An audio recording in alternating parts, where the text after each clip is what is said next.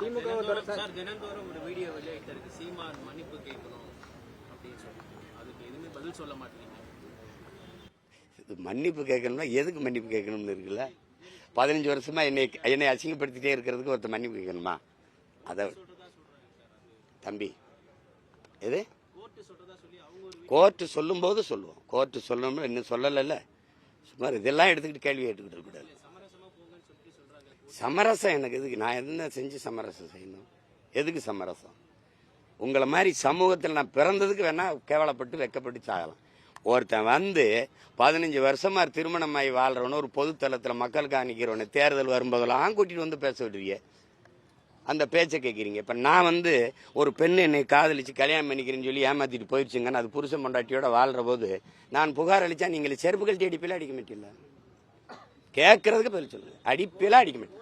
அடிப்பில court சொல்லலை. சட்டம்னு ஒன்று இருக்கு, மனச்சான்றுன்னு ஒன்று இருக்குல்ல. சட்டம்னு ஒன்று இருக்கு, மனச்சான்றுன்னு ஒன்று இருக்குல்ல. அப்புறம் கோர்ட்டு சொல்லுது. கோர்ட்டு நீட்டுக்கு விலக்களின்னா அரசு கொள்கை முடிவு எடுத்து சொல்லும்போது அது எழுத சொல்லுங்குது. குடிக்கிறதுல இருந்து விலக்களின்னா அரசின் கொள்கை முடிவு தலையிட முடியாதுங்குது. எந்த கோர்ட்டை மதிக்கிறிய? படிக்கிறதுல தலையிடுற நீதிமன்றம் குடிக்கிறதுல தலையிட முடியாது கொள்கை முடிவுன்னு சொல்லுத. அந்த நீதிமன்றத்தை, அந்த நீதியை நீங்க போற்றியலான்னு கேட்டா பதில் வச்சிருக்கீங்களா? அமைதியா இருக்கிய? எது எதுக்கான எது எதுக்கானதுன்னு சொல்லுங்க.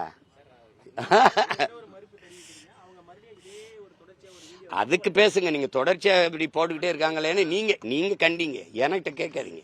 நீதிமன்றம் சொல்லும் போது அது என்ன சொல்லுதோ அதை மதிப்போம். புரியுதா? இப்ப இது கேள்வி இல்லை.